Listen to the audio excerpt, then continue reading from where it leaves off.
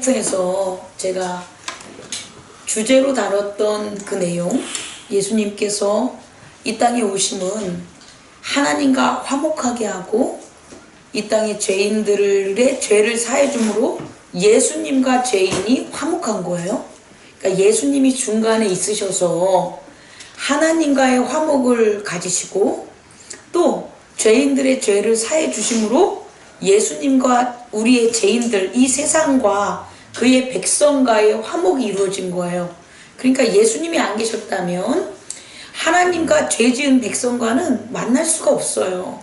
사망과 음부라는 골짜기, 결국에는 불못에 던져짐이라는 심판을 통해 가지고 만날 수 없는 그러한 세계인데, 그 세계를 예수 그리스도께서 이 땅에 오셔서 각자 위로는 하나님과 아래로는 그의 세상, 그의 만물, 만들어 놓은 만물과 화목하게 함으로 새로운 세상을 만든 거예요. 새로운 세상. 그러니까 우리에게 있어서 이 예수 그리스도는 새로운 세상을 하나님의 새로운 세상을 완성했다라는 아주 엄청난 그 사건의 주인이시라는 거죠. 또 그와 같은 그 사건에 참여하는 자들이 우리들이라는 거예요. 뭐 예를 들어서 우리 수련회 갈 때 이제 우리 최 집사님이 여기가 제천이 궁예가 있었던 곳이 아니냐. 저 사실은 잘 몰랐거든요. 근데 그 궁예라든지 누구죠? 왕건인가? 이런 사람들이 나라를 만들다면 이야 진짜 위대하다, 멋지다. 그들이 만든 법령, 성곽, 영토, 갖가지 풍속 이런 것들을 보면 다 보존하고 하면서 하잖아요. 근데 하물며 그 썩어질 것들의 그런 이 세상의 풍토가 아니라, 나라가 아니라 영원한 생명을 주는 하나님 나라의 완성을 예수 그리스도가 하셨다는 거예요. 그리고 그 귀한 일에 우리가 부르심을 받아, 택함 부르심을 받아 세웠다는 거예요. 여러분 이 진리에 감격하셔야 됩니다. 우리가 교회에 나와서 늘 행복하고 늘 충성된 믿음이 변치 않는 것은 이 새로운 예수 그리스도의 나라에 세워짐에 우리가 일꾼이 됐다는 거예요. 우리에게 사명이 맡겨졌다는 거예요.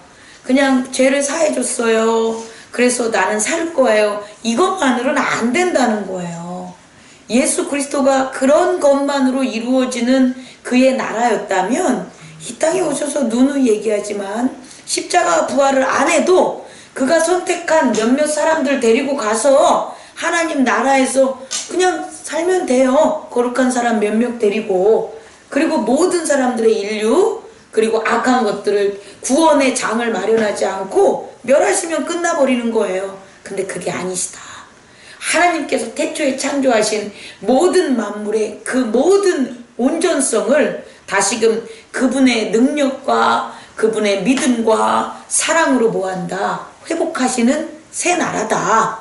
그리고 오히려 그 새 나라는 태초에 하나님이 이스라엘에서 빛이 만들어졌을 때 물러갔던 어둠과 사망이라는 그 존재들을, 그냥 물러갔던 그 존재들을 이제는 어떻게 하냐? 멸한다, 다스린다, 박멸한다. 그래서 더 완전한 새로운 세계에 대한 하나님의 새로운 세계를 완성하신 분이 누구냐? 예수 그리스도의 구원이다 라는 걸 잊지 마십시오. 다시 강조하면, 왜 제가 이걸 강조하냐면, 이러한 엄청난 그와 같은 역사함, 하나님의 경륜이 이 땅의 모든 만물들에게 나타나는 게 그렇게 쉽게 나타나고 볼 수가 있는 게 아니라는 거예요. 예수 그리스도의 그 만물의 운행하심에 나타나심이, 그분은 나타나지만 하나님은 태초부터 영원까지 영광과 거룩함으로 항상 존재하지만 우리가 어둠에 덮여져 있고, 또 어둠이라는 게 운행을 한다는 거예요. 어둠도 어떻게 어둠의 세계를 더 확장시키고 어둠으로 말미암아 더 많은 하나님의 백성을 실족하기 위해서 운행하고 있다라는 거예요. 누가? 어둠이. 그래서 우리가 가만히 있으면 어둠이 폭삭 덮어버리는 거예요. 다시금 마치 귀신 하나가 물러갔는데 7 귀신이 오는 것처럼, 그렇게 또 누구처럼 유다처럼 예수 그리스도와 함께 그 긴 시간을 동행하면서 하나님의 나라와 앞으로 이루어질 예수 그리스도의 구원의 사역을 가르쳐줌에도 불구하고, 먹고 마시고 기적을 나눔에도 불구하고 예수 그리스도를 버리고 배도하고 떠나는 일들이 벌어진다는 거예요. 그렇게 벌어지는 일들이 과연 개인의 캐릭터나 개인의 능력이나 개인의 습관이나 개인의 생각이나 개인의 감정이 아니라는 거예요. 그런 개인의 생각과 개인의 감정과 캐릭터와 상황과 이런 모든 것들을 이용하는, 역사하는 그 뒤에서 꿈틀거리는 누구의 관계냐? 어둠의 관계, 사탄의 관계라는 거예요. 그래서 우리는 가만히 머물면 안 돼요. 가만히 머물면 안 되고 예수 그리스도의 도를 따라서 어떻게 해야 되냐? 행해야 되는 거예요. 그 행하는 것을 보여준 게 우리 캠프에서 간략적으로 나눈 믿음과 사랑과 소망이라는 거예요. 믿음으로 말미암아 항상 우리는 뭐 해야 되냐면 새롭게 중생한 자라는 거예요. 중생, 거듭났다는 거예요. 믿음이 없으면 중생, 거듭날 수가 없어요. 믿음이라는 것은 뭐냐면 내가 거듭났다는 것. 어떻게? 옛날 죄인으로 살았던, 어둠의 종으로서 살았던 그와 같은 법을 따르는 자가 아니라 나는 그리스도 예수의 법으로 말미암아 뭐 했다? 거듭났다, 중생했다라는 거예요. 그러면 그리스도의 법으로 중생했다라는 것, 그 내용이 뭐냐 봤더니 하나님과 뭐 됐다? 하나 됐다. 그러니까 나의 거듭남은 그냥 예수님께서 살리셨어 이걸로 끝나는 게 아니라 나의 거듭남은 그리스도 예수로 말미암아 새롭게 태어났는데 그 새롭게 태어난 나의 본질이 뭐냐? 나의 참 나가 뭐냐? 라고 하면 하나님과 뭐 한 거다? 하나 됩니다. 이게 믿음이에요. 그러니까 믿음이 있어, 믿음이 없어, 이것은 아이고 목사님 저는 헌금에 대한 믿음이 있어요. 저는 기도에 대한 믿음이 있어요. 저는 찬양에 대한 믿음이 있어요. 저는 말씀에 대한 믿음이 있어요. 이런 거 아니에요. 예수님께서 교회를 이끌어가는 것에 대한 믿음이 있어요. 이런 개별적인 강론적인 게 믿음이 아니에요. 믿음은 뭐다? 내가 예수 그리스도를 말미암아 다시 태어나서 하나님과 하나 됐다. 이게 믿음이에요. 그러니까 예전에 있었던 나의 캐릭터를 내가 그대로 나타낸다면 나는 믿음 없음에 거하는 거예요. 그럼 믿음이 많음에 거하는 건 뭐냐? 믿음의 분량이 많음에 거한다는 건 나의 옛날의 캐릭터에서 점점점 뭐 하는 거예요? 벗어나는 거예요. 거기서부터 떠나는 거예요. 이게 믿음이 많아지고 굳세지는 자의 모습이라는 거죠. 우리는 여기에 나가는 것이 첫 번째예요. 이렇게 첫 번째 하나님과 하나됨으로 옛사람을 버리고 새사람으로 거듭나는 게 뭐다? 우리의 믿음이다 라는 거예요. 그러니까 믿음이 있게 해주세요. 이것은 어떻게 기도하면 되냐? 거듭난 예수 그리스도로 말미암아 거듭난 새 사람으로 하나님과 하나 되게 살게 해주세요. 이게 믿음의 기도라는 거지. 이 기도 없이 믿음 주세요, 믿음 주세요 란다고 해서 믿음이 주어지는 게 아니다. 이제 믿음으로 말미암아 누구의 믿음? 로마서에 나오는 예수 그리스도의 믿음으로 말미암아 예수 그리스도가 하나님의 아들이라는 걸 믿는 믿음으로 말미암아 어디에 이르게 하냐? 믿음에 이르게 한다고 거기 나오는 거죠. 믿음으로 말미암아 믿음에 이르게 한다는 건 뭐냐면 하나님께서 예수 그리스도의 그 하나님의 아들이라는 걸 믿게 함으로 말미암아 종국엔 우리가 하나님의 아들임을 믿게 하는 하나가 되는 믿음으로 뭐 하는 거다? 나아간다는 거예요. 그래서 믿음이 중요하다는 거예요. 여러분, 저는요 오늘 사도행전을 보면 이 사도들이 12명의 이제 완성체를 이제 결성을 합니다. 그리고 이 사도들 외에 여자들과 몇몇 사람들이 얼마 정도 되냐면 좀 많은 사람들이 이제 모이기에 힘써요. 그 모인 자들이 약 120명 정도 된다고 사도행전 1장 15절에 나와 있어요. 그러면 여러분 한번 생각해 보십시다. 이런 믿음에서 믿음으로 이르게 된 사람들이에요. 이 모인 자들은 예수 그리스도를 하나님의 아들이라고 믿어서 자기들 또한 하나님의 아들이 됨을 믿는 자. 그래서 믿음에서 믿음으로 가는 이 사람들이 120명 정도가 되는 거예요. 그러면 그렇지 않고 예수 그리스도를 따르는 자들은 대략 몇 명 정도 됐었을까요? 예를 들어서 오병이어 기적을 보면 그 떡을 먹은 게 몇천 명 정도 된다 그랬어요. 5천 명도 있고 7천 명도 있죠. 대략적으로 들판에 예수님께서 모일 때 이렇게 나와서 예배드리고 그의 말씀을 들었던 자들이 대략 5천에서 7천 명이 된다는 거예요. 이것은 떡을 나누고 먹은 그런 사람들이고, 또 예수님이 예루살렘에 입성할 때 많은 곳곳에서 모인 사람들을 본다면 예수님이 사역하는 그런 여행의 그런 경로에 있었을 때 예수님은 이미 눈에 보이지 않는 교회 에클레시아를 형성했다는 거예요. 교회 커뮤니티를 이미 형성해서 그런 그룹들이 예수님이 3년 동안 첫 번째 방문할 때, 두 번째 방문할 때, 세 번째 방문할 때 그때마다 무엇을 하냐? 믿음의 사역으로 동역을 했다는 거예요. 그러면 예수님이 대략적으로 이렇게 군중들 앞에서 움직일 때 유대인들과 바리새인들과 율법학자들이 놀라서 마치 폭동이 일어날 것을 두려워할 정도의 인원들, 그 인원들이 뭐하고 있었다? 예수 그리스도의 도를 따르고 있었다는 거예요. 그런데 제가 여러분에게 전해주고 싶은 것은 그렇게 예수 그리스도의 도를 따른 사람들이 그렇게 많음에도 불구하고 사도행전 1장에서 기록된 예수 그리스도가 부활하셨어요. 부활하시고 승천까지 가시는 걸 보였음에도 불구하고 어떻게? 모여서 기도하는 자들은 몇 명이다? 약 120명쯤이다 이 소리예요. 그럼 나머지들은 에이 목사님 다른 곳에서 모여서 얘기하지 않았겠습니까? 그럼 기록이 돼 있었을 거예요 분명히. 근데 그렇지 않았다는 거예요. 제가 여러분들에게 얘기하고 싶은 건 믿음이 이런 모임의 결정체라는 거예요.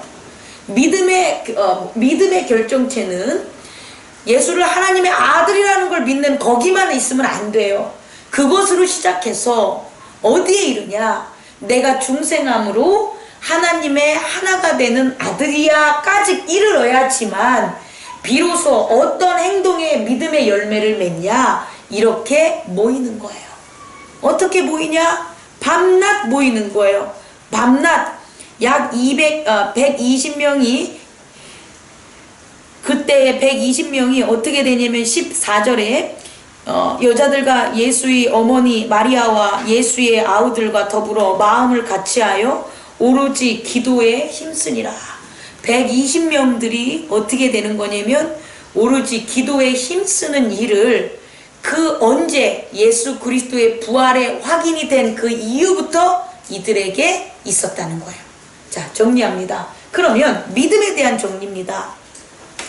모이지 않았던 사람들은 아까 말한 것처럼 믿음에서 믿음으로 가는 것, 믿음에서 믿음으로 이루는 것을 그럼 우리는 그걸 뭡니까? 라고 하면 한 단어로 뭐가 되는 거냐? 오늘 여기서 말씀은 부활의 증인이 되는 거예요. 뭐라고요?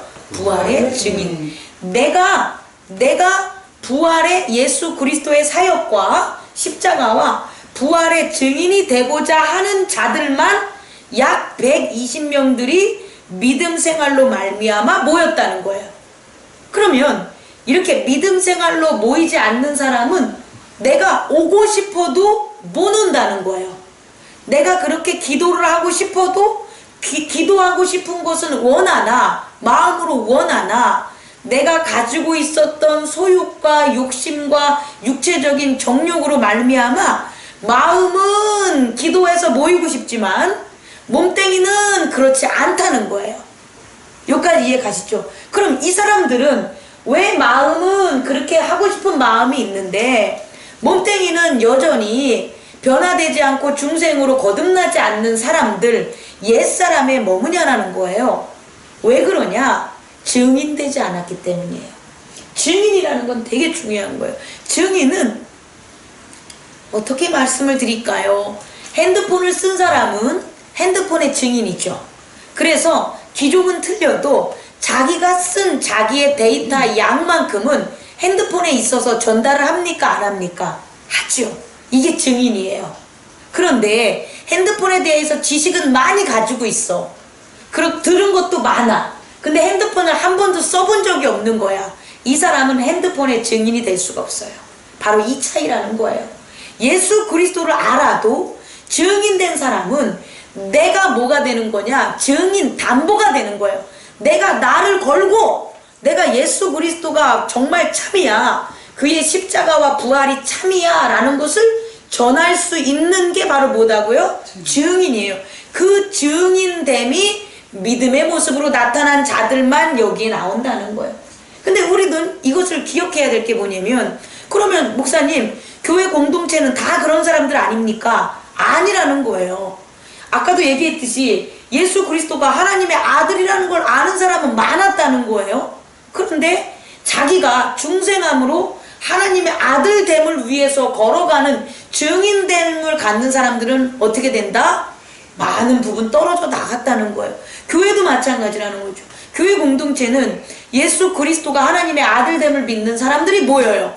그런데 그 과정에서 어떤 이는 부활의 증인이 되는 사람들이 있고, 어떤 이는 부활의 증인이 되는 사람이 없기 때문에 기도하고 찬양하고 예배할 때에 모이거나 모이지 않는 자들이 있다는 거예요. 그렇다면 예수 그리스도께서는 이렇게 12제자를 세우심으로 말미암아 또 여자들과 기타 모이는 120명을 이렇게 세움으로, 이렇게 공동체를 만들므로 왜 이들이 믿음에서 믿음으로 이루는 믿음의 중생에 부활된 하나님의 백성의 증인이 되게 하셨냐 이거예요. 당연히 이 증인들로 말미암아 첫째는 누구를 위해서? 이스라엘의 구원. 이스라엘의 구원.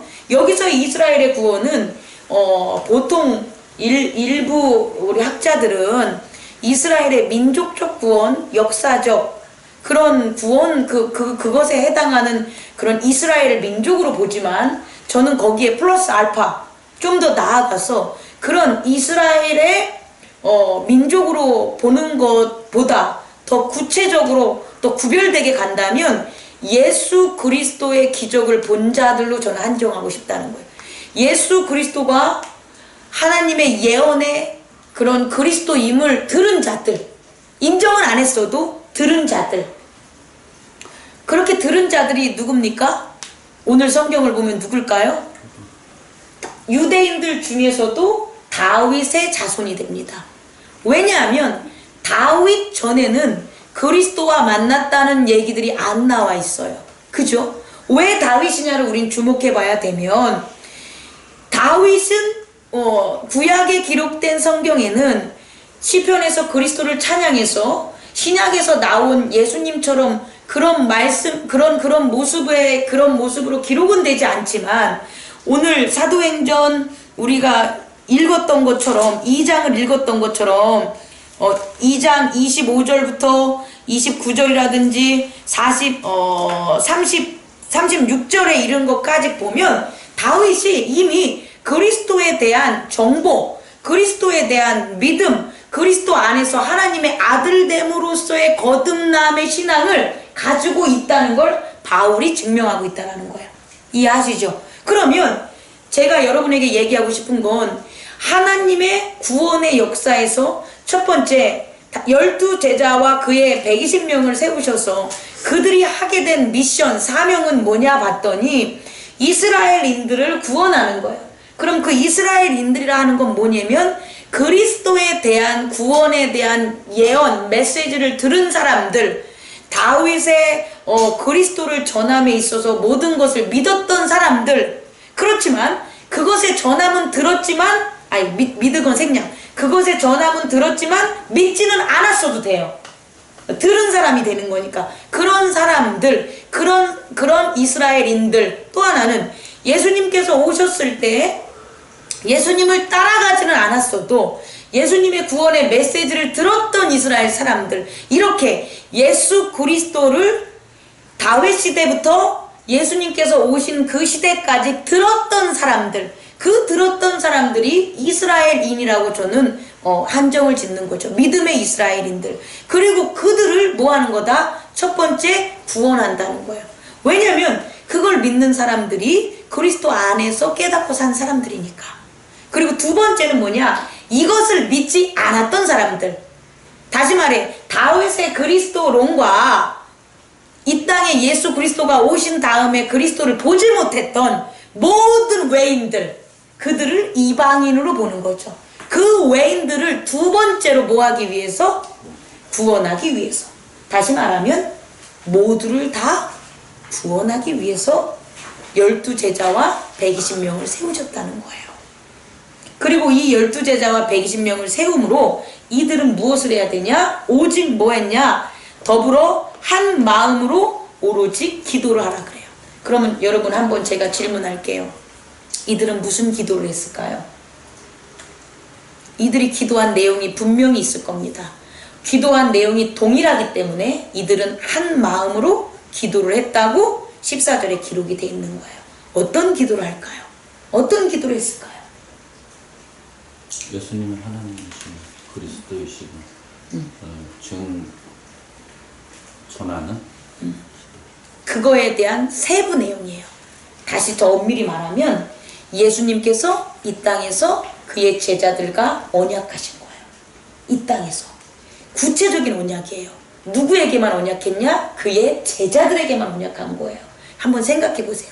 예수님께서 그의 제자들에게 그의 제자들만 두고 특별하게 언약한 게 있어요. 그게 뭘까요? 보혜사 성령을 보낼 테니 그렇지. 너희들이 나보다 더 큰 일을. 네, 뒤에 건 생략. 보혜사 성령을 보내르니 성령을 뭐하라? 받으라. 이거예요. 이게 언약이에요. 이게 제자들과의 언약이에요. 이해하시죠? 예수 그리스도는 이 땅에 오셔서 물과 성령으로 세례를 베풀었어요. 그러니까 예수 그리스도가 십자가에 못 박혀 돌아가신 게 성령 세례예요. 그러니까 예수 그리스도를 믿는 모든 자, 그의 부활을 믿는 모든 자들은 성령으로 세례를 받은 거예요. 그러므로 예수 그리스도의 나라의 백성이 된 거예요. 중생한 거예요. 그런데 그 중생한만 있는 게 아니라 무엇을 하냐? 이 중생한 자들에게 예수님께서 뭘 했다? 언약을 했다는 거예요. 이 언약이 중요한 거예요. 하나님 나라는 언약대로 돌아가요. 이 언약이 공의와 정의예요. 그래서 언약은 반드시 이루어지는 거예요. 그렇기 때문에 예수님께서도 이 땅에 오셔서 반드시 이루어지는 하나님의 공의와 정의의 내용을 언약하시는데 그 언약이 뭐냐면 성령을 보내겠다는 거예요. 성령을 보내는 건 무진장 중요한 거예요. 왜냐하면 예수님의 미션이 완성된 거예요. 성령이 보내지 않고 성령을 보내셨는데 우리가 성령을 못 받아. 성령을 받을 12제자나 120명이 없어. 그러면 예수님의 언약은 실효성이 없어요. 예수님은 그리스도의 지위에 올라가실 수도 없어요. 이런 모든 것들은 연결되어 있는 거예요. 다시 말해 성령을 보내신다는 그의 언약을 뭐 한 거예요? 이루기 위해 그 제자들이 뭐 한 거예요? 기도하는 거예요. 자, 우리 교회에서 앞으로 이루어질 건 여기에 있다는 거예요. 우리는 교회로 와서 우리가 하는 것은 뭐냐면 물과 성령으로 우리는 세례를 받았어요. 그래서 우리는 누가 오늘 우리 목에 칼이 들어와도 예수 그리스도가 우리의 구주 되십니다. 그리고 예수님은 하나님의 아들이시고 저는 예수 그리스도로 말미암아 새롭게 태어나서 하나님의 아들 됩니다 라는 걸 부인할 자는 없어요. 그걸 부인할 자는 없어요. 우리가.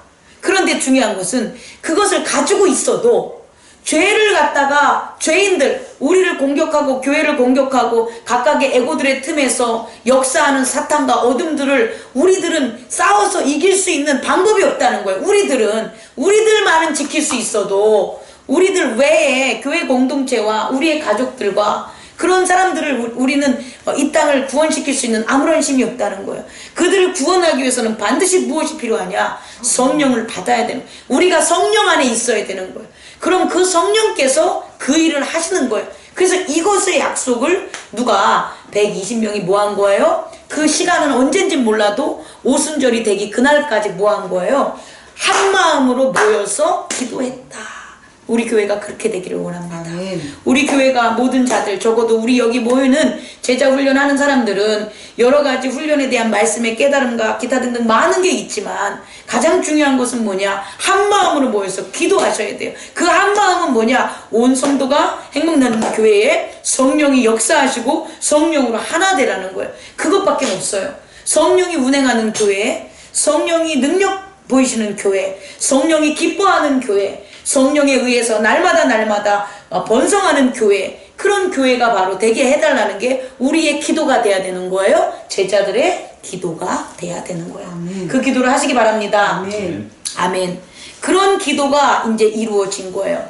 그 기도가 어떻게 이루어지냐? 오순절에 이미 이름에 그들이 다 같이 한 곳에 모여. 요거는 아주 완전히 이들이 모여가지고 기도하는 동일한 그런 원 플레이스에서 기도하는 그런 것들이 이미 상례화 됐다라는 거예요. 교회에서 항상 늘 기도하는 모습이 상례화 됐다라는 거예요. 단 다락방일 뿐이겠죠. 그렇게 상례화 됐을 때 2절 호련히 하늘에서 급하고 강한 바람 같은 소리가 있어 그들이 앉아 온 집에 가득하며 마치 불의 혀같이 갈라지는 것들이 그들에게 보여 각 사람 위에 하나씩 임하여 있더니 모두 모인 자들 머리 위에 성령이 각 사람 위에 하나씩 임했다는데 이 임함은 예수 그리스도가 성령 세례를 받았을 때 비둘기같이 임했던 모습의 형상과 상황이 다를 뿐이지 동일한 성령이 오셨다는 것을 우리는 확인해야 돼요. 그렇다면 예수 그리스도의 사역과 동일한 사역이 이 모인 자들에게 이루어진다는 거예요. 예수 그리스도가 3년 동안 여행을 통해서 갈릴리와 나사렛과 데가볼라 기타 등등 모든 곳에 하나님 나라를 전했던 것처럼 초대교회 이 사람들에게도 동일한 성령이 여행함으로 말미암아 그것을 전할 수 있는 권능과 기적을 뭐한다? 이들 위해 함께 하겠다는 거야. 다시 말해 이로 말미암아 그리스도로 말미암아 하나님과 그리스도로 말미암아 그의 제자가 어떻게 된 거예요?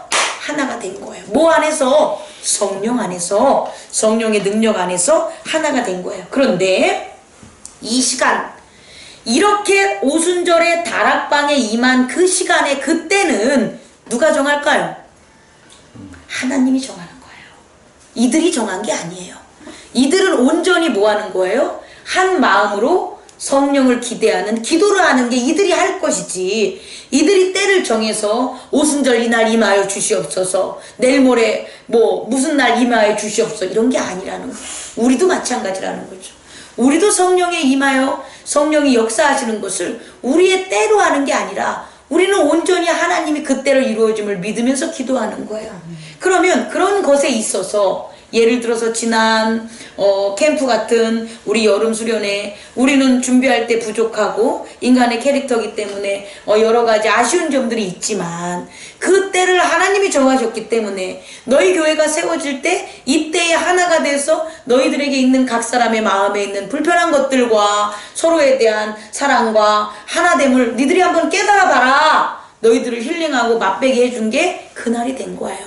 그리고 우리는 그 하나님이 베푼 그 모든 아름다운 것 속에 함께 했다는 것, 그것이 우리 마음에 있었던 증거가 돼서 증인이 돼서 우리는 하나, 우리 행복나는 교회 온 성도들이 하나라는 증인이 여러분들이 되기를 원합니다. 아멘. 이 초대교회에 있을 때는요 이렇게 됐을 때 왜 하나님이 이때를 선택했냐 봤더니 너무 멋있는 일이 벌어지는 거예요. 이때가 무슨 때냐 봤더니 9절에 바데인가 메데인가, 여러분 바데인가 메데인은 뭔지 압니까? 메소포타미아예요. 그리고 메소포타미아 말고 또 뭐 있죠? 페르시아예요. 이런 알람은 잘 모르겠지만 아시리아 있는 그런 거, 다시 말해 이스라엘 사람들에 있는 그런 국한된 한정돼 있는 토지가 아니에요. 그런 지명이 아니라 우리가 역사책에서 볼만한 페르시아와 메소포타미아와 아시리아와 이집트 전역, 또 어디 아라비아와 아프리카와 이 인도와 이런 동방에 있는 모든 그곳에 흩어져 있는 사람들이, 거기서 있었던 사람들이 모이는 날이라는 거예요. 그래서 어떻게 되냐? 베데인가 메데인가 엘람인가 메소포타미 유대 갑바도니아 본도 아시아 블루기아 밤빌리아 애굽 구레네 가까운 리비아 로마에서 온 나그네, 이야 완전 이렇게 많은 사람들이 다 왔다는 게 아니라 이렇게 많은 곳에서 하나님을 믿었던, 혹은 예수 그리스도는 믿지 않아도 하나님을 믿었던 사람들이 어디를 오순절을 맞이해서 예루살렘으로 뭐 한 거예요? 모였다는 거예요. 대단하지 않습니까? 이때에 뭐를 한 거냐? 이 모든 자들을 이 나라의 각각의 방언을 하게 만든 거예요. 우리가 오해할 수 있는 게 나는 성령의 방언의 은사를 얻었으면 방언을 쭉 하는 거야. 이렇게 생각하면 안 되는 거예요. 그건 그만한 거예요. 방언의 은사를 준 건 성령님께서 그때에 우리와 교회, 개인의 믿음과 교회의 믿음에 유익이 되기 위해서 계획했기 때문에 그때에 준 거예요. 그럼 그때에 그것을 받아서 그때 해야지. 방언이 뭐 이런 거고, 요새는 방언을 잘못하고 방언하는 사람이 뭐 이렇고, 방언을 꾸몄고, 방언 같은 것들이 이상하고, 난 그래서 그걸 안 받아. 쥐가 뭔데 안 받아? 이거 아니에요? 네? 그와 같은 때에 기도할 때 내 혀와 내 입술을 돌리고 하나님께서 성령님께서 우리를 뭔가를 새로운 하나님의 천상의 단어로 말하게 하는 표정이 그런 역사가 일어나면 우리는 더 크게 더 열심히 더 믿음으로 자기를 내려놓고 기도하는 저와 여러분이 되기를 원합니다. 그렇게 되는 게 바로 성령님의 역사 하나님의 계획이라는 거예요. 그랬을 때에 이 모든 모인 자들의 언어로 뭐 했다는 거예요? 기도하는 게 통변이 됐다는 거예요. 자, 그럼 여러분에게 두 번째 질문하겠습니다. 이들은 무슨 기도를 하게 될까요? 이제부터가 여러분에게 중요한 거예요. 이들은 어떤 기도를 했을까요? 첫 번째, 성령의 이런 강림함, 성령의 충만함을 오기 전까지는 성령을 부어달라는 그 기도를 했겠죠. 그죠? 다른 기도 아니에요. 그 기도를 했을 거예요. 그래서 성령의 부어짐으로 방언을 하게 된 거예요. 그럼 그 다음엔 이들이 어떤 기도를 했겠냐는 거예요. 성령의 순종. 다른 사람. 더 정확하게 얘기하면. 사명, 장미숙 집사님. 성령의 말씀, 유석경 집사님. 성경에 나와 있는 대로 하나님의 큰일. 우리 유원식 집사님. 그렇습니다. 성령께서 기도한 거예요. 그들이 기도한 게 아니라는 거예요. 여기에 주목해야 돼요. 그들이 방언으로 기도하고 방언으로 역사할 때는 그 자신의 의와 그 자신들의 그 원하는 걸 기도한 게 아니라 이때부터는 성령이 친히 그들이 해야 될 바에 대한 말들, 하나님 나라의 역사를 뭐 한 거예요? 기도하신 거예요. 그리고 그것이 뭐 하는 거예요? 중보되는 거예요. 그러니까 듣는 사람은 저들이 뭐라고 셸레 하고 자기네 언어 같지만 마음엔 안 들어와.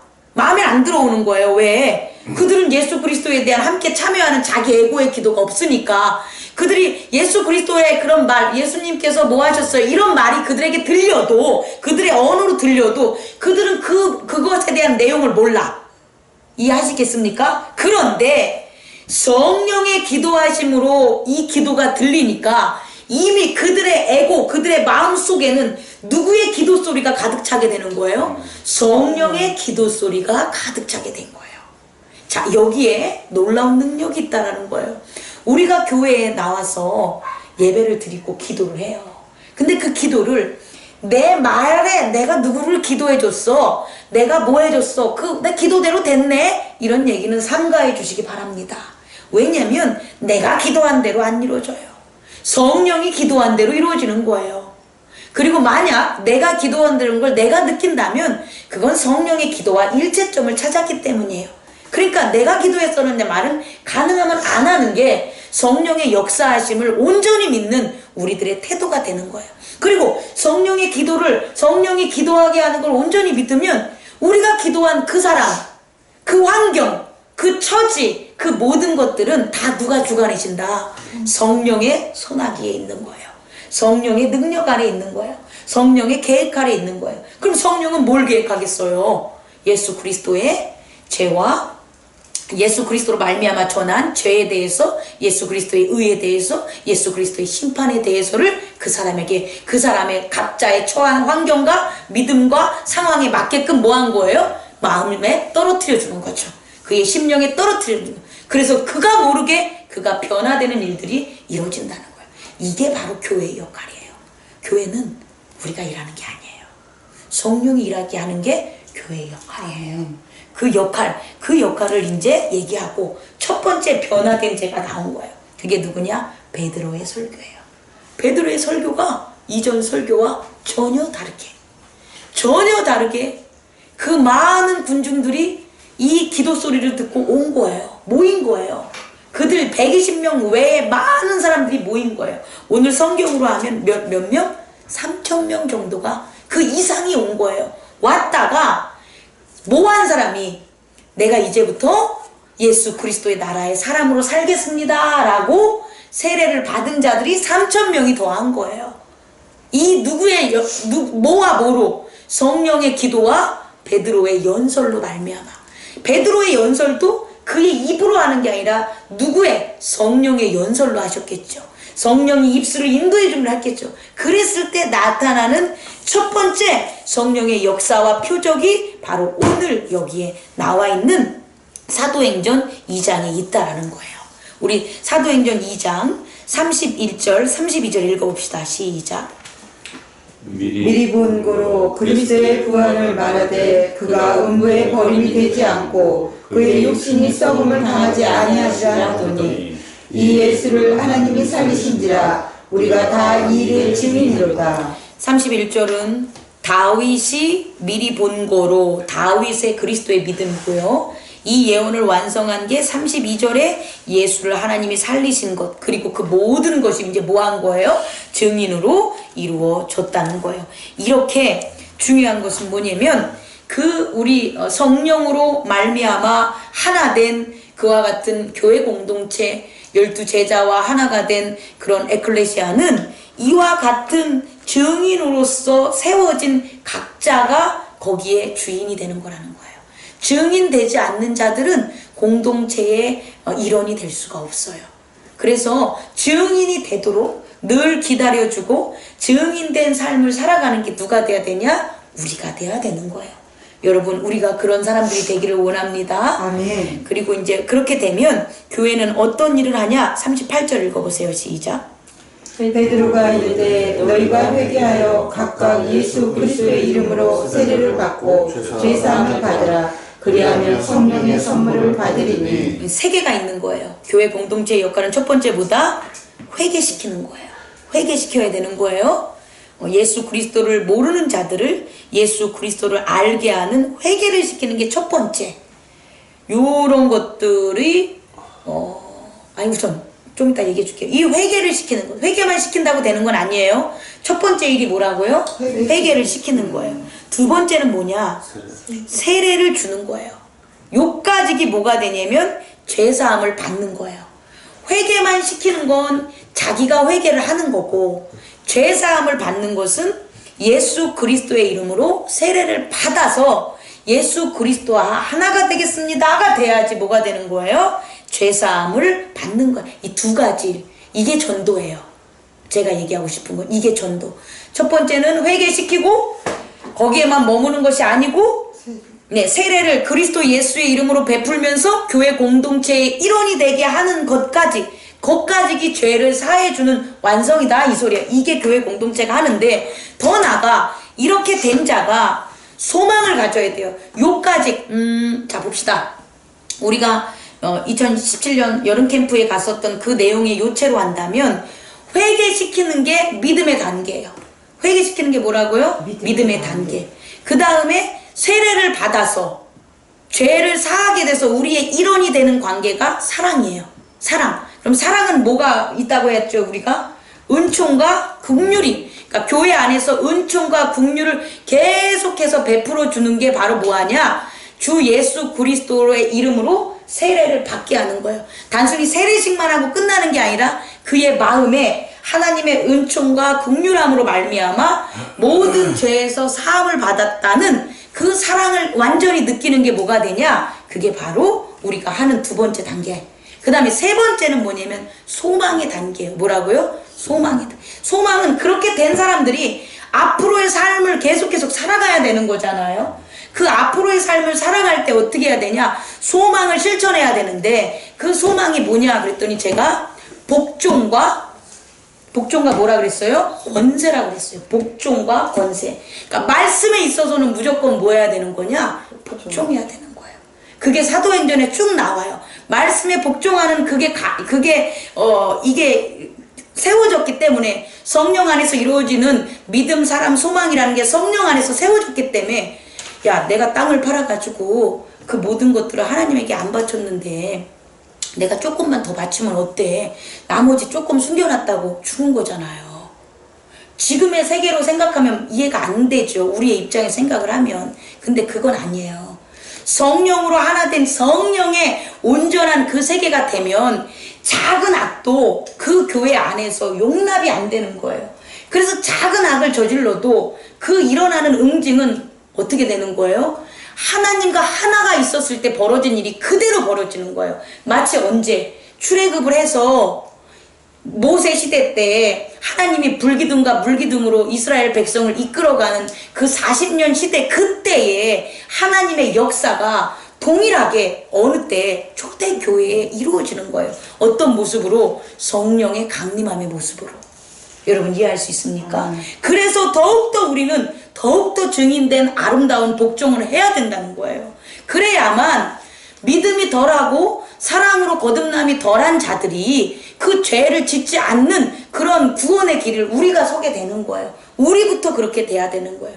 그래서 말씀으로 복종함으로 우리가 뭘 얻어야 되냐? 권세를 얻으면 돼요. 성령의 권세를 얻으면 돼요. 성령의 그 열매, 그 선물을 얻으면 되는 거예요. 오늘 여기 나온 것처럼 성령의 선물을 받으리라는 그 여러 가지 선물들을 우리 앞으로 이루어지는 바울의 서신에 나온 그런 모든 에베소 교회, 뭐 여기 보면 많은 교회 나오잖아. 고린도 교회, 이런 교회에서 일어난 모든 성령의 능력들을 우리가 받는 거예요. 그래서 이와 같은 능력들로 교회가 어떻게 되냐? 점점 하나님의 기쁨이 되는 교회가 되는 거예요. 이게 눈에 보이지 않는 내면의 실제적 세계에 세워진 뭐가 되냐? 에클레시아, 교회의 모습이 되는 거예요. 그리고 바깥에 있는 모양은 어떻게 되냐? 42절부터 47절까지 바깥의 모양, 우리가 눈으로 보는 그런 이런 에고에 보이는 모양, 그들이 사도의 가르침을 받아 서로 교제하고 떡을 떼며 오로지 기도하기에 힘쓰고, 그런 것들, 또 사람마다 두려워하여 사도들을 말미암아 기사와 표적이 많이 나는 것. 두려워하는 것은 온전히 복종하고 믿음으로 두려워하기 때문에 이런 표적이 많이 나타나는 거예요. 표적이 많이 안 나타난다는 것은 두려워 경외하는 마음이 없다라는 거예요. 다시 말해 말씀에 복종하는 것이 없다라는 거예요. 약하다는 거예요. 그랬을 땐 기적과 표적이 안 나타납니다. 44절, 믿는 사람들이 물건을 통용하고 재산과 소유를 팔아서 각자 나누고 날마다 마음을 같이해서 성전에 모이기를 힘쓰고 집에서 떡을 떼며 기쁨과 순전한 마음으로 음식을 먹고 하나님을 찬미하며 온 백성에게 칭송을 받으니, 여기서 온 백성에게 칭송을 받는다는 건 하나님을 믿지 않는 모든 자들에게 이 믿는 자들이 뭐 한다는 거예요? 칭송을 받는다는 거예요. 주께서 구원받는 사람을 날마다 더하시게 했다라는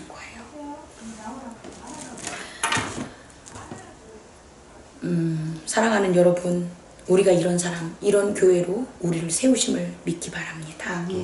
우리는 그렇게 선택받아서 이곳에 왔습니다. 그와 같은 저와 여러분이 이런 사명과 12제자, 한 명이 나갔어요. 유다가 우리 오늘 또 하나, 제가 우리 장미수 집사님 나갔으니까 하나 더 이렇게 얘기해 주면, 유다를 개인적 측면으로 이 사람들은 받아들이지 않았어요. 유다가 못됐어. 유다 이런 놈이 다 있어. 유다 죽여버려야 돼. 이렇게 개인적인 걸로 유다를 대하지 않는 거예요. 이 사도들은 어떻게 대했냐면, 유다는 뭐 했냐고 여기 나오면 이 직무를 버리고 그랬다는 거예요. 직무, 하나님의 증인된, 예수 그리스도의 증인된, 사도된, 부르심을 받은 사명, 직무를 버린 자가 유다가 된 거예요. 그러니까 그를 개인적으로 접근하는 게 아니라는 거예요. 마찬가지로 그렇게 버리고 나갔을 때엔 반드시 그 직무를 대신할 자가 어떻게 된다? 교회 가운데 채워진다는 거예요. 우리 교회도 마찬가지예요. 우리가 설령 직무를 버리고 간다면 그 직무를 이렇게 채우는 자들로 채워줘요. 그러니까 나 없어도 돼. 내가 나가면 뭐 니네 고생하겠지. 이런 말도 안 되는 교만은 우리는 생각해서는 된다 안 된다? 안 된다는 거예요. 우리 그런 사람 됐으면 좋겠습니다. 교회 공동체는 성령이 세우셨고 성령으로 인해서 온전하게 운행이 되기 때문에 우리는 그 온전하게 운행되는 그곳에 일원이 되기를 바랍니다. 그래서 무엇보다도 우리의 모든 법에 있어서 하나님의 말씀 전하고 나눔, 이 모든 교회, 기도, 공동체, 이게 최고의 시간이에요. 이 시간은 어떠한 유혹과 어떠한 상황이 벌어져도 꼭 지키시면서 자기가 하고자 하는 것에 있어서 미루어주는, 뒤로 미루는 저와 여러분이 되기를 원합니다. 기도하겠습니다.